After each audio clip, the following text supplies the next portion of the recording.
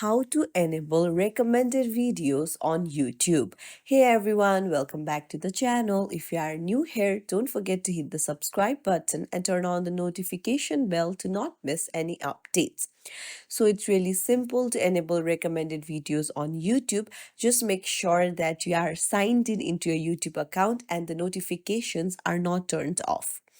So after you have ensured that, head over to your YouTube app and then go to your profile icon on the bottom right corner and then go to the gear icon, that is the settings on the top right, and then go to notifications.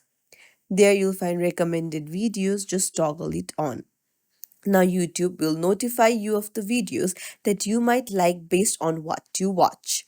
And that's it. It's as simple as that. If you found this tutorial helpful, don't forget to like and subscribe to our channel for more tips and tricks. Thank you for watching.